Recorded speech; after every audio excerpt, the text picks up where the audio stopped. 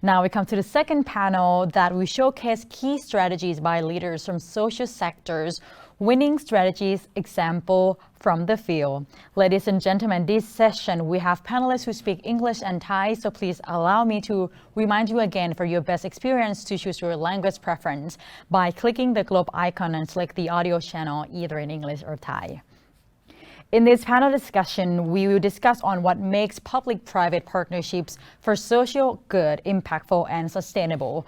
A new CAP study identifies key strategies of best-in-class PPPs for social good. Let's hear from leaders of these organizations about what they do, why they do it, and how they know they're bringing important value into their communities. So we have three panelists, Ms. Shahnaz Al-Sadat, Ms. Veronica Gabaldon, and Mrs. Tivaporn Srivarakul. Now I would like to introduce and give the floor to our moderator, Ms. Mehvesh Mumtaz Ahmed, Director of Research at Center for Asian Philanthropy and Society. She leads the generation of evidence-based insights to maximize private social investment across 18 Asian countries and territories. She also engages in policymakers, business leaders, media to escalate system change. Ms. Ahmed has extensive experience in research, analysis, and management across the public, corporate, and nonprofit sectors. She has worked for the New York City government under Mayor Bloomberg, for the World Bank and UNDP, and in the strategy consulting entrepreneurship space. Ladies and gentlemen, please join me in welcome Ms. Mehvesh Mumtaz Ahmed.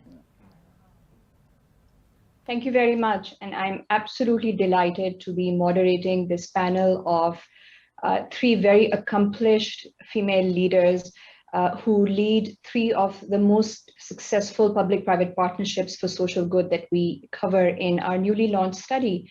Let me give you a little bit of a background about why we are looking at public-private partnerships for social good, and then I'll introduce each of the panelists and hopefully have a very engaging conversation around the strategies and the challenges of running and setting up and running successful PPPs for social good.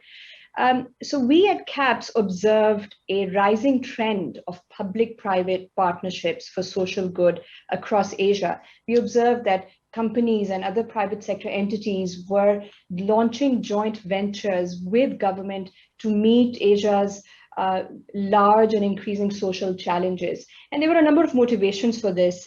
As Ruth had mentioned earlier in her presentation, sometimes the ask comes from government because it wants to crowd in private capital. Sometimes companies themselves want to really contribute and be sustainable, as we heard from our illustrious panelists before this, to the extent that 88% of leading Asian business leaders in our network said that they think these kinds of joint ventures, these kinds of public-private partnerships for social good will become even more common over the next 5 years.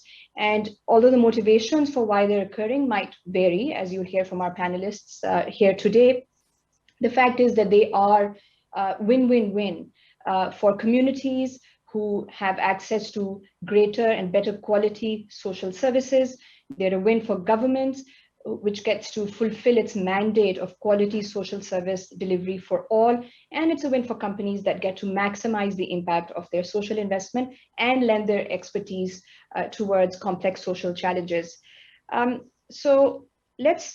This is the kind of the reason for why we should be looking at public-private partnerships. But what do they look like and what makes them successful? So here, let's hear from Shahnaz Al-Sadat, Veronica Gabaldon, and Tivaporn Srivarakul.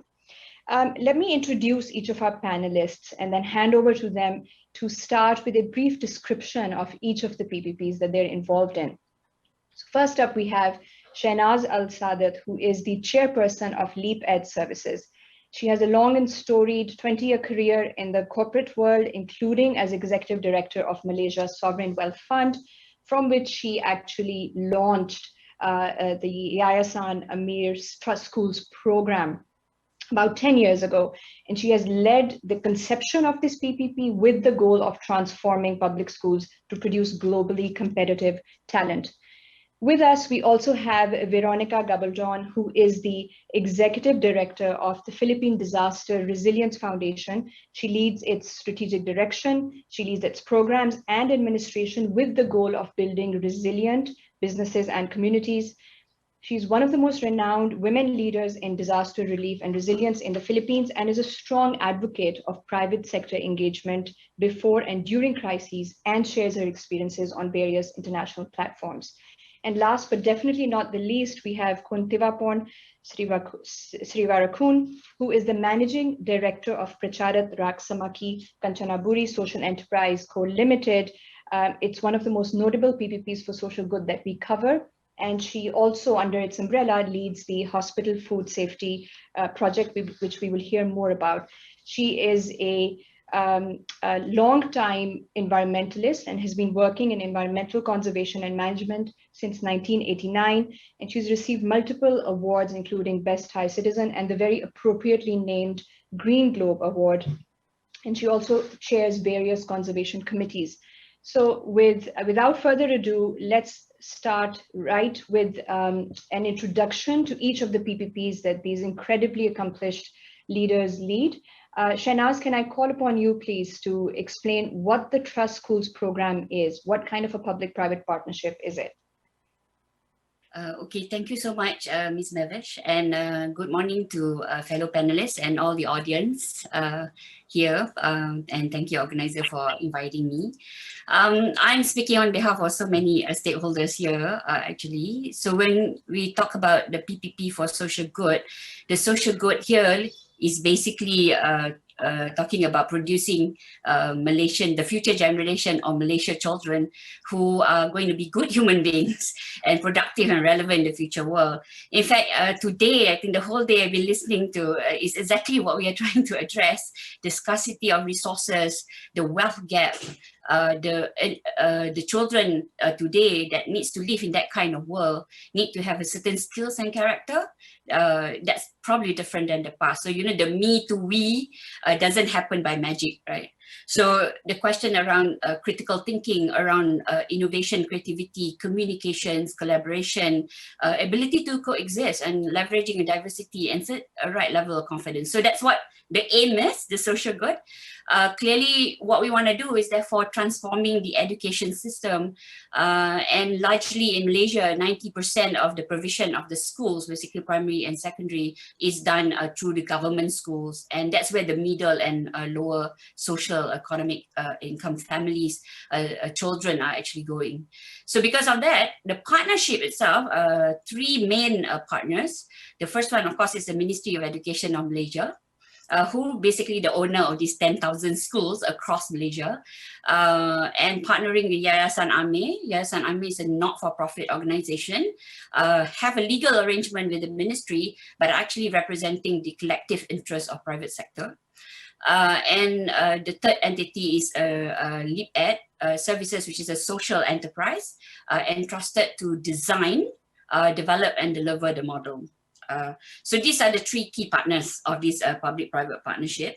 The model itself centers around schools as unit of change, and therefore it's about transforming the learning environment in the schools. So if you want your children to be able to think, create, communicate, be collaborative, really your school leaders and your teachers need to be practicing that. Right, so it's not just the content, but the behavior, the pedagogical behaviors. So we work with schools to transform the culture of the school in order to actually develop these holistic students. That is as short as I can say. It's been 10 years. And today, I mean, the main thing is about coming up with a model that is implementable and actually showing impact. And after third or fourth year, we had a validation from an international outfit that it is transforming as what we thought it would be. So we kind of expanded. So we have about 94 schools throughout Malaysia in almost all states, because they act like a reference school as the system is replicating the outcomes in the overall 10,000 schools. I mean, that's where we are now. We still have some way to go, clearly, but yeah, that's in gist. I hope that. Thank you so much, Shahnaz. And I know it took a heroic effort to summarize all of that in a couple of minutes, and we'll dive more into some of the details shortly. Veronica, please tell us more about PDRF. Good morning, Mehvesh, and thank you very much for having me here today. As you know, our country is often hit by typhoons, from Haiyan of 2013 and Mangkhut, and recently Goni and Vampo all caused devastation in our home and took the lives of countless Filipinos. Last year, Taal volcano erupted and 5 typhoons made landfall, all of that on top of the COVID-19 pandemic. And in those regions that were hit multiple times, the affected 2.4 million families and caused damage to agriculture and infrastructure amounting to almost 44.6 billion pesos. And in the face of such destructive disasters, the need for multiple or stronger multi-sectoral collaboration is highlighted. And among the unique aspects of the Philippines is its proactive private sector, not only when it comes to response, but also in all the other pillars of disaster risk reduction and management, be it in preparedness and mitigation or recovery and rehabilitation. And when it comes to private sector engagement and in disaster response, our organization, the Philippine Disaster Resilience Foundation's role is to make sure that efforts are well coordinated, efficient, and sustainable. PDRF is a DRR-focused nonprofit organization which provides a platform for cooperation among the private sector, donor institutions, government, and non-government organizations in carrying out initiatives and plans that ultimately make a positive and lasting impact. And embedded in PDRF is the principle of response preparedness through our operations center. We operate an emergency operations center, which we opened in 2018. We track and monitor natural hazards and pandemic and have established an alert system that makes it easier for companies to prepare for oncoming disasters. And the operations center also acts as a catch basin for all response planning and coordination. We grouped our member companies according to their core competencies, enabling efficient response mechanisms and improve existing preparedness plans for focusing on a common goal, which is saving communities and businesses through resilient services, lifeline services.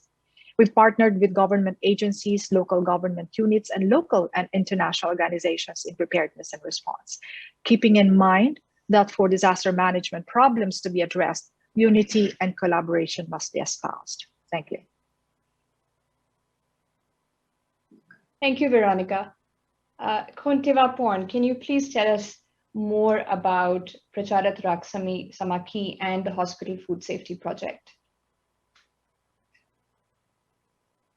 สวัสดีค่ะดิฉันทิวาพรศรีวรกุลนะคะเป็นผู้จัดการของบริษัทประชารัฐรักษามัคคีกาญจนบุรีค่ะบริษัทประชารัฐรักษามัคคีเป็นวิสาหกิจเพื่อสังคมค่ะซึ่งเป็นนโยบายที่รัฐบาลจัดตั้งขึ้นมาเพื่อแก้ไขปัญหาเศรษฐกิจฐานรากนะคะแต่ดิฉันก็ทราบว่าจริงๆแล้วมีหลายประเทศที่ทำมาก่อนแล้วนะคะก็ประเทศไทยมาทำครั้งนี้ก็ถือว่ายังไม่สายเกินไปแล้วก็เป็นสิ่งดีมากค่ะในการใช้โอกาสใช้ความร่วมมือของภาคเอกชนธุรกิจแล้วก็ภาครัฐนะคะและภาคประชาสังคมแล้วก็ภาคประชาชนในการร่วมมือกันแก้ไขปัญหาเศรษฐกิจแก้ไขปัญหาความเหลื่อมล้ำนะคะแก้ไขปัญหาการใช้ทรัพยากรของโลกเราในขณะนี้ที่มีลักษณะเสื่อมโทรมอย่างสูงสุดแล้วค่ะก็งานประชารัฐจึงวิสาหกิจเพื่อสังคมครั้งนี้จึงน่าจะเป็นช่องทางที่สำคัญหรือเป็นพื้นที่ที่สำคัญในการใช้แก้ปัญหาเศรษฐกิจในทุกๆประเทศได้ค่ะ Thank you very much, Tivaporn, and we look forward to hearing a bit more about the Hospital Food Safety Project, which is one of the most successful implementations of Pracharath Samakkee, and we'll do that as the conversation progresses. Can I start with asking the question of not why do different partners that are engaged in these PPPs come to the table? Once they come to the table, what makes them stay there? What is each partner, whether it's the private sector, the government, the community, what are they getting out of this partnership, and why should they continue to be a part of it? And Veronica, if I could begin with you and add to my question, PDRF has 61 member companies. what keeps them at the table, especially when outside of PDRF, some of them directly compete with each other in the business arena? Thank you, Mehvesh, for that question. Yes, in PDRF, we're always fond of saying that competing organizations, competing companies work together in this neutral space that we provided in this platform, and rightly so, because in preparing or responding to disasters, we are all affected, and we cannot protect ourselves by itself. No organization can do it by itself, and it is only in a collective manner that we're able to prepare and respond for disasters. And that is exactly the platform that we have provided. And we have, in the past 4 years, we have focused more on preparing, on preparedness rather than response, because we see its importance, especially for companies, for member companies. And we develop programs that will build the resilience of the supply chain of our member companies, and that made or that provided that value and that desire to stay in the platform, because they saw the importance of building the resilience of the supply chain of the member companies. And part of that in our program is through business continuity planning.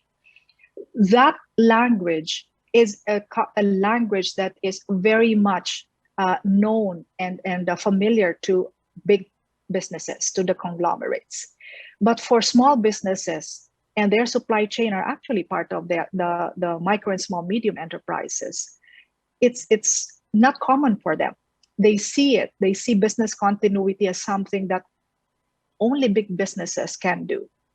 And so what we did is we simplified the business continuity planning, simple enough that micro entrepreneurs, the small and medium enterprises can actually follow. And in making sure that we further strengthen our program, we partnered with government agencies such as the Department of Trade and Industry and also the Chamber of Commerce to build this ecosystem of resilience for the micro and small medium enterprises. You might ask why MSME is important. It's because 99% of the Philippine economy is composed of the micro and small medium enterprises. Thank you. Veronica, if I can just ask a quick follow-up on that. You mentioned, business continuity training, and from my understanding, member companies also get advance warning of impending disasters. Yes. Can you explain what that means briefly?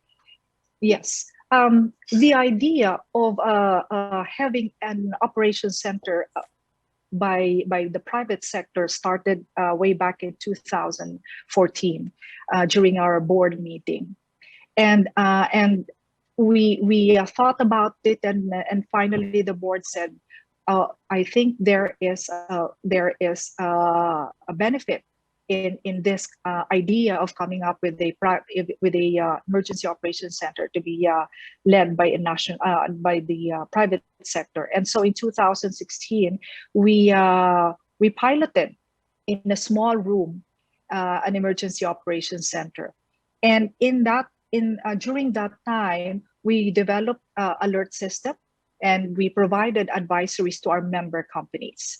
And after more than a year of operating that, we said we're ready. We're ready to make this as a permanent function of the foundation. And so we gathered our board to fund this setting up of the Emergency Operations Center. And today it is a full-fledged operations center running. And now we have partnership with international organization and also providing insights and learnings on how to come up with setting up Emergency Operations Center by the private sector. Right, great. If I may add also that this Emergency Operations Center is working closely with the government. Of course, it is understood that in disaster response, in disaster management, the government is the lead, and we provide the support.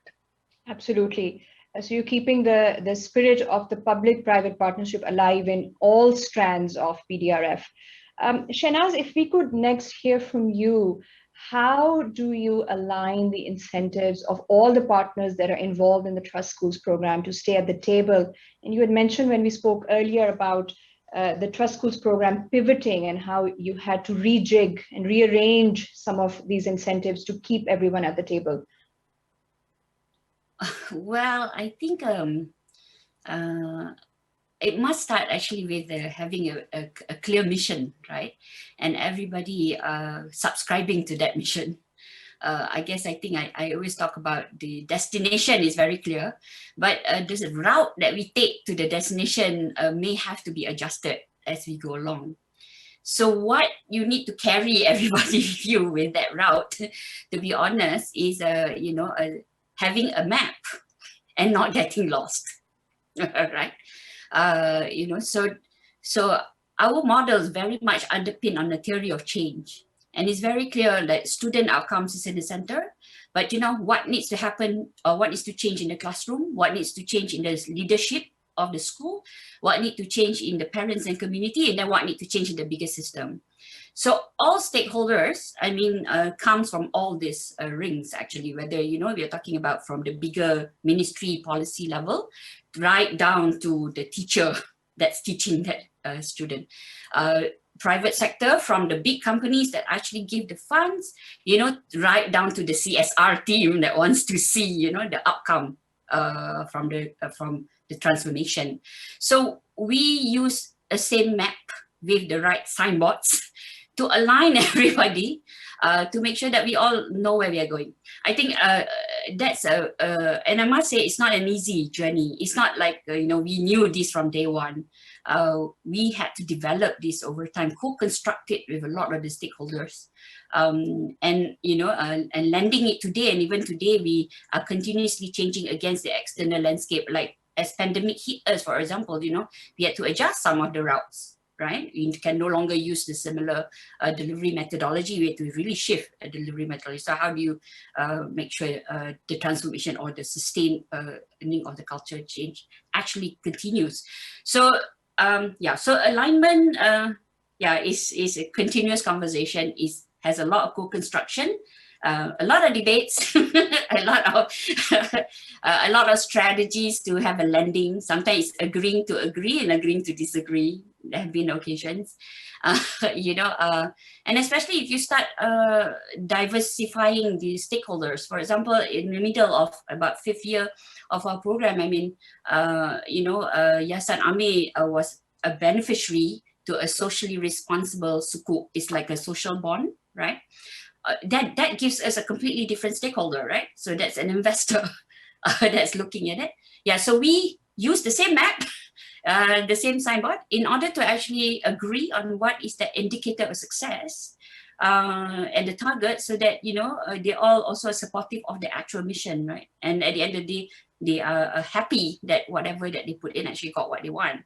So it requires adjustments all along the way, actually. But yeah, it's not an easy thing, I must say, but it has to be done.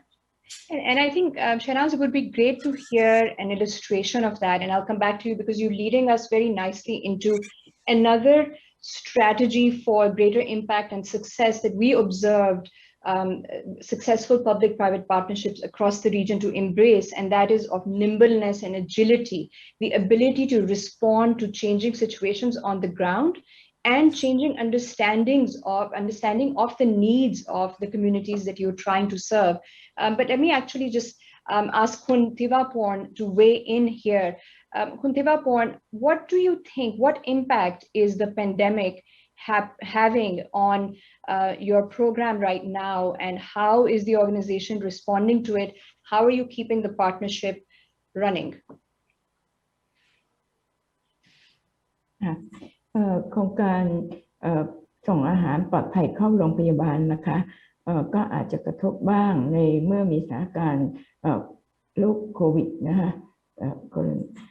แต่ว่าก็ไม่มากจนเกินไปนะคะเหตุเพราะว่าถึงอย่างไรมนุษย์เราทุกคนต้องทานอาหารนะคะแล้วข้อสำคัญ โควิดเกิดครั้งนี้เนี่ยไวรัสเกิดครั้งนี้เนี่ยก็เป็นโอกาสให้สังคมได้เห็นว่าระบบการทำเกษตรหรือแหล่งผลิตอาหารปลอดภัยเนี่ยกลับเป็นแหล่งที่ปลอดภัยปราศจากเชื้อไวรัสตัวนี้นะคะเพราะว่า คุณ Tivaporn, can I interrupt to ask, can you explain to our listeners and viewers what is the Hospital Food Safety Project?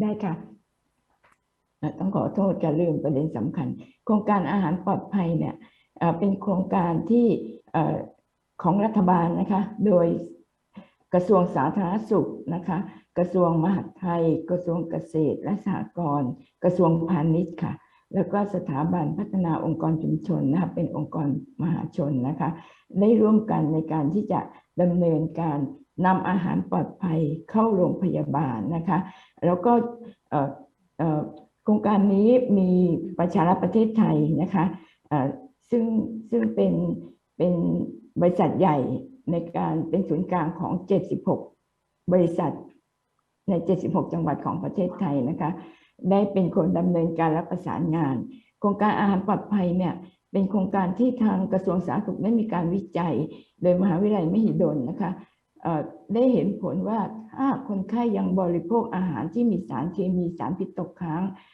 การมีโรคหนึ่งโรคใดในการเข้ามารักษาจะหายไม่ได้เลยถ้าอาหารที่บริโภคหรือทานเข้าไปทุกวันเนี่ยมีสารพิษก็ไปกระทบต่อโรคภัยที่เขาเป็นอยู่ฉะนั้นกระทรวงสาธารณสุขจึงได้คิดว่าอาหารต้องปลอดภัยค่ะการรักษาโรคอื่นๆโรคมะเร็งโรคอะไรอื่นๆก็จะหายขึ้นแล้วก็เป็นการทดลองวิจัยที่น่าสนใจค่ะถึงแม้จะต้องจ่ายค่าอาหารปลอดภัยที่มีราคาสูงกว่าอาหารที่มีเคมีแต่ผลสุดท้ายพอไปดูข้อมูลรวมปรากฏว่าลดปริมาณค่าใช้จ่ายในการดูแลคนไข้ในการค่าบุคลากรทางการแก้ค่าใช้จ่ายในโรงพยาบาลกับลดลงมากยิ่งกว่าจ่ายอาหารที่แพงขึ้นฉะนั้นโครงการอาหารปลอดภัยเนี่ยนอกจากส่งผลดีต่อคนไข้ยังส่งผลดีต่อเกษตรกรผู้ผลิตอาหารส่งผลดีต่อผู้บริโภคทั้งหลายซึ่งสามารถ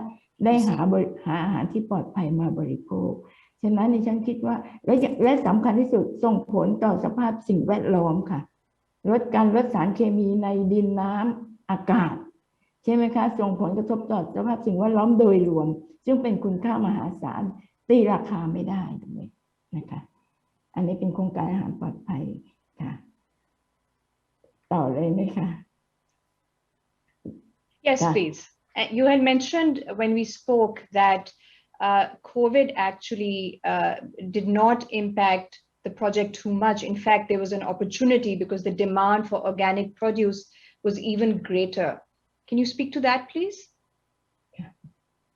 ค่ะก็เราจะทราบว่าพอโควิดมาเนี่ยมันอาจจะหลายแห่งต้องปิดตัวหมดเลยนะคะสถานประกอบการโรงแรมภัตตาคารใช่ไหมคะการปิดประเทศไม่ให้มีการเข้าออกเพื่อไม่ให้การแพร่ของเชื้อโรคเนี่ยเข้าใจแต่ว่าจริงๆแล้วเรื่องของอาหารเรื่องการส่งออกอาหารไม่ได้ปิดนะคะก็ทุกคนต้องบริโภคอาหารจึงเป็นโอกาสดีของเกษตรกรแล้วข้อสำคัญการจะรักษาต่อสู้กับโรคภัยโรคไวรัสนี้ได้หมายความว่าเราต้องมีสุขภาพดีใช่ไหมคะฉะนั้นการบริโภคอาหารปลอดภัยจึงสำคัญที่สุดในขณะนี้การผลิตอาหารปลอดภัยวัตถุดิบส่งเพื่อการแปรรูปจึงสำคัญด้วยเช่นกันจึงเป็นโอกาสดีย้อนกลับมาที่เกษตรกรค่ะที่สามารถได้ผลิตอาหารที่ดีให้กับผู้บริโภคนะคะแล้วก็ฉะนั้นจึงไม่ส่งผลกระทบต่อเกษตรกร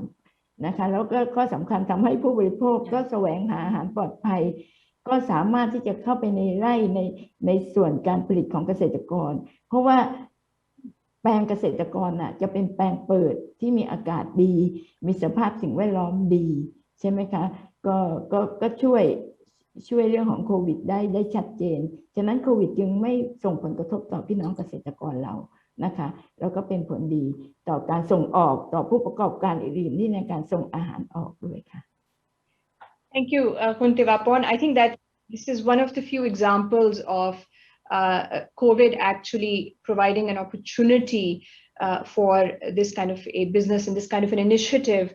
There's increased demand for healthy organic produce, and this became an opportunity for growth. And I'd like to hear a little bit more about how you are responding to that opportunity. But if we could come back to building agile, nimble public-private partnerships, Veronica, PDRF, I think, embodies that. In fact, the R in PDRF changed from relief to resilience. Can you walk us through that transition? What created the need for this kind of a change? Thank you. Thank you for that question. We actually started in the aftermath of a big flooding in Metro Manila in 2009. So and we started basically to help the government. We responded to the call of the government to help in the rehabilitation. So actually the original name of our organization is Philippine Disaster Recovery Foundation. And fast forward to 2013, when Super Typhoon Haiyan happened, a lot of learnings. We really did soul searching there and realized that we really need to invest on preparedness. We need to be proactive. We need to put more analysis in our work. And so 2014, we made this conscious decision to focus on preparedness. And that is why we changed our name to Philippine Disaster Resilience Foundation, giving emphasis on resilience. It is also our approach to, that also signaled the approach to a more forward-looking method to fundraising and resource generation. At that time, we developed this system of a pre-agreement. So because if your organization is dependent on donation, that limits your room for investment and creating financial culture. So you need to be self-sustainable. And so so that we can be proactive in our response and we can be there in the affected area as it happens or immediately after a disaster happens, we need to have pre-agreements. We need to generate resources and pre-agree on how to dispatch them early on. We also need to be financially viable so that when there is a need to respond, we can immediately do so and not wait for any donation. And that's basically how we are making the organization sustainable. And in 2015 and 2016, we moved to a more strengthened preparedness sustainability by becoming a service-based organization. So we developed the programs that is focused on preparing our businesses, our member companies, and we also collected or we invited member companies for a membership fee. So and also we applied for grants to fund for programs, resiliency programs, various programs that we do at the local level and also at the national level. Thank you, Veronica. And that actually also brings us to a very important question that companies that are considering entering into public-private partnerships will ask, which is for how long? How long do we have to, or do we want to continue to pay into this partnership? What are the means by which this partnership can be financially sustainable and perhaps beyond the end of its project life cycle? How do we make sure that the impact sustains? So from my understanding, the PDRF has multiple revenue streams, including donations from INGOs and local fundraising, but also membership fees from the 60+ member companies. Can you tell us a bit more about how that is balanced, and do you foresee any shocks to this balance in the next few years? For our member companies, they sign up to an annual fee. So they provide us with annual fee, and that covers for the operating expense of the organization. And to fund our programs, we apply for grants.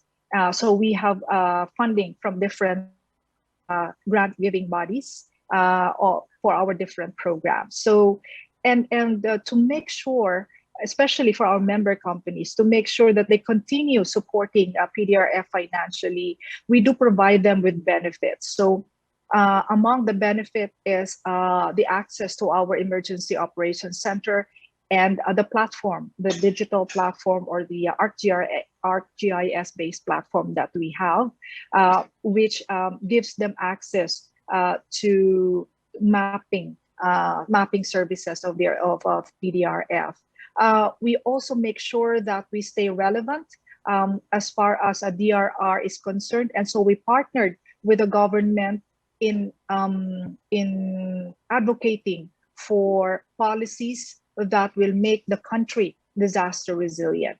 And not only that, as far as our Emergency Operations Center, we make it also interoperable with the UN humanitarian agencies to make sure that we work together rather than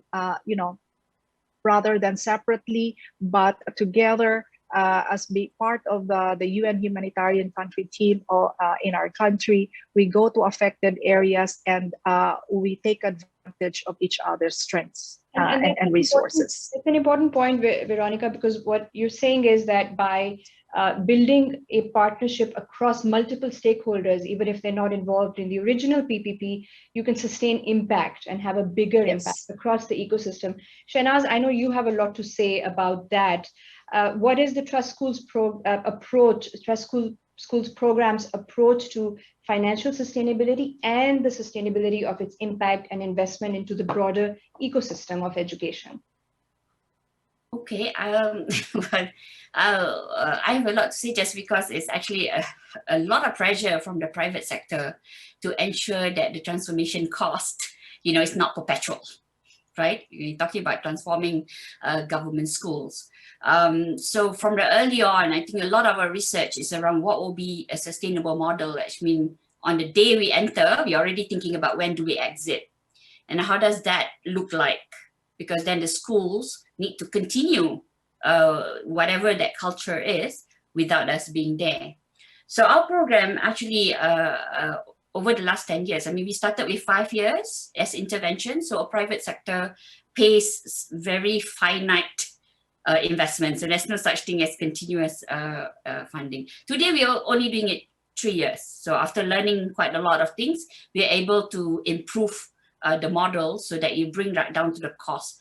So today, the cost is only about $700 per student for the whole program to get it done. So for private sector, they just want to know there is it's a limit to it, right? It's just not a continuous thing. So that makes it sustainable because then they're happy to do more because they know that they get. And the outcome of that is very clear that, the school reach a certain level of standards where there's very minimal risk of a rollback. Because that's the other thing private sector doesn't want. We do it 3 years and then we go off and then they go back to wherever they are.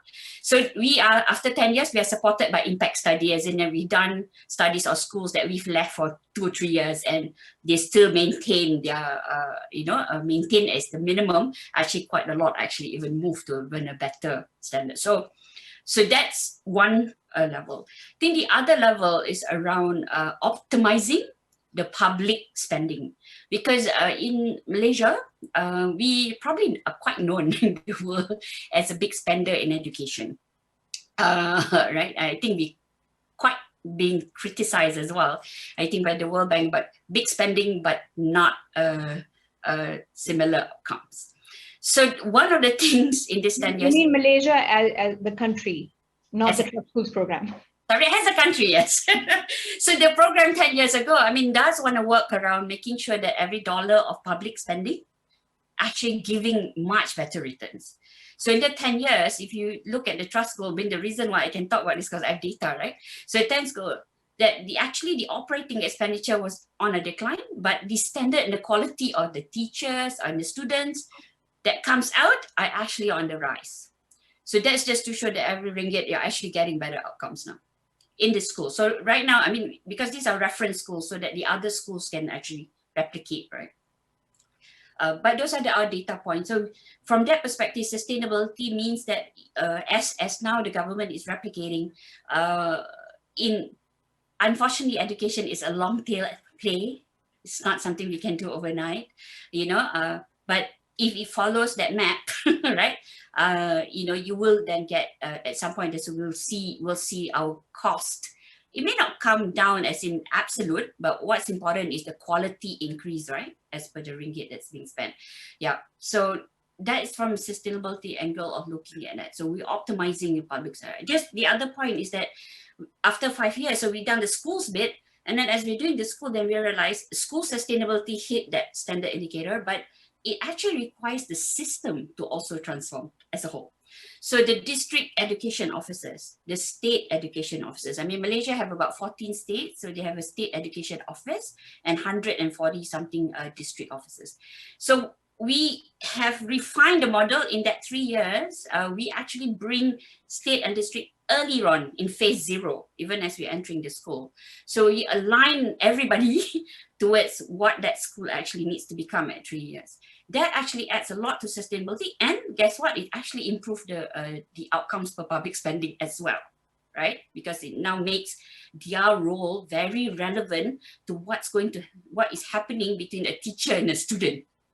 In the past, I mean, a lot of these officers are more ceremonial, I must say, but I hope I don't get ejected out of this country if there's any, I guess, okay, I'm just kidding, right, but now they are very much more, I mean, they're much more given the empowerment, they're given the capabilities and capacity, so now whatever they do is really going right down to what's going to happen between that teacher and the student, so the relevance have increased. Actually giving them a lot more meaning as well in their professions, to be fair. So so that makes it more sustainable and hopefully adds to scalability in the long run. Thank you, Shahnaz. Lots of valuable lessons and learnings for public-private partnerships and how to make them sustainable there. There is another important aspect that I want to talk about, and we're running out of time, which is risks. What are the biggest risks and challenges that you foresee in the next few years? And Tivaporn, if I could begin with you, the Pracharath Samakkee Kanchanaburi is a social enterprise. Presumably that means that it is financially sustainable. Is that the case, or do you see that as the biggest risk over the next few years? What do you see is the biggest challenge as you continue heading this social enterprise? ในเรื่องของความเสี่ยงในการทำ SE เนี่ยสิ่งที่สำคัญค่ะเราคณะกรรมการต้องเข้มแข็งแล้วก็ต้องเข้าใจในบริบทของการใช้งบประมาณที่มีอยู่ในมือซึ่งเป็นงบที่ได้มาจากบริษัทไทยเบฟนะคะซึ่งถือว่าเป็นพี่ใหญ่ที่เราชื่นชมธนาคารกรุงเทพนะคะแล้วก็ส่วนอื่นเป็นกองทุนหมู่บ้านอันนี้เป็นเงินกองทุนของชุมชนทั่วทั้งจังหวัดเราอันนี้การใช้งบประมาณที่มีอยู่เนี่ยจึงต้องละเอียดรอบคอบนะคะแล้วก็พิจารณาให้ชัดฉะนั้นบริษัทประชารัฐจังหวัดกาญเราเนี่ยใช้งบประมาณไม่เสี่ยงเหมือนกับที่อื่นๆเหตุเพราะว่าเราจะมีเป้าหมายชัดเจนว่าเราใช้เพื่อใช้หนุนเสริมในการเป็นทุนหมุนเวียนหรือใช้ความสามารถของคณะกรรมการเราในการสร้างองค์ความรู้หรือใช้ความร่วมมือของภาครัฐซึ่งมีงบประมาณอยู่แล้วในการไปช่วยกับเกษตรกรโดยตรงกับภาคีเราด้วยแล้วนะคะอันนี้คือเราจะลดความเสี่ยงแล้วกรรมการทุกท่านของเราทำงานอย่างตั้งใจนะคะเป็นจิตอาสานะคะคราวนี้พอความท้าทายค่ะความท้าทายเรามองว่าช่องทางการทำงานแบบ SE มีองค์กรแบบ SE เนี่ยเป็นช่องทางที่สำคัญอีกช่องทางหนึ่งหรือเป็นพื้นที่ที่สำคัญอีกพื้นที่หนึ่งเป็นนวัตกรรมนะคะเหมือนที่ท่านต้องใจบอกนะคะดิฉันคิดว่าวันนี้รัฐบาลซึ่งมีหน้าที่หนุนเสริมการพัฒนาชุมชนในทุกๆด้านแล้วเนี่ยงบประมาณที่ลงไปสู่ชุมชนอาจจะตรงเป้าหมายบ้างไม่ตรงเป้าหมายบ้างเพราะมันเป็นการทำงานร่วมของภาครัฐโดยเฉพาะแต่ SE ประชารัฐเราเนี่ยท ทำงานแบบมีส่วนร่วมของทุกภาคส่วนทุกองค์กรเอกชนภาคประชาสังคมนักธุรกิจทั้งหลายที่มีความเชี่ยวชาญในเกือบทุกด้านมานั่งรวมกันอยู่ตรงนี้จึงเป็นความท้าทายค่ะที่จะใช้ความสามารถของทุกองค์กรเนี่ยส่งตรงไปยังพื้นที่หรือชุมชนหรือฐานรากนะคะที่จะแก้ไขปัญหาลดความเหลื่อมล้ำหรือกระจายรายได้ลงสู่ข้างล่างให้ได้ฉะนั้นช่องทางนี้เนี่ยจึงเป็นช่องทางที่สำคัญนะที่รัฐบาลควรจะมองแล้วก็หนุนเสริมนะคะหนุนเสริมให้เต็มพื้นที่หนุนเสริมสิ่งที่ยังไม่เข้มแข็งหรือยังขาด So I'm hearing that there is room for really maximizing the value of every part that is invested in the social enterprise from different entities. And in fact, because it can be self-sustaining, this kind of public-private partnership is something that the government can engage more in. That's absolutely great to hear. Veronica, if I could turn to you, what do you think is the biggest risk for PDRF? And since we're almost out of time, also if you could add, if there was one piece of advice you were to give to a budding PPP for social good, what would it be? And the same question for you, Shahnaz, after this. Yeah, thank you. Risk, we faced it during this pandemic. We were used to, providing help, providing support to affected areas. But with this pandemic, we ourselves have been severely affected as well. And so we need to be agile in sustaining our organization.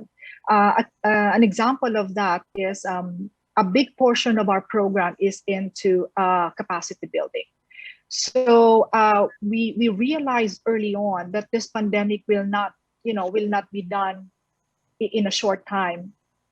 And so we pivoted immediately our capacity building programs into the digital platform. And so we were able to establish our online iAdapt. It's an learning platform. And we were able to launch it in October of last year. And now most of our courses are already online, and we also were able to co-develop courses in supporting the government efforts in DRR and also in this pandemic. Another thing also is that financially, the risk of having lower collection of our membership fees there, and we saw that in last year. And we have about 1/4 of our or 2/3 of our companies members were not able to collect on time. And so that is why we need to be sustainably financially sustainable as well. And another also way of being relevant is that to strengthen our advocacy so that we can participate in policy formulation, establishing standards, and sharing private sector expertise. So in closing, we advocate for private sectors in other countries to start, and they can start small, like how we did. It can be in the platform of chambers of commerce.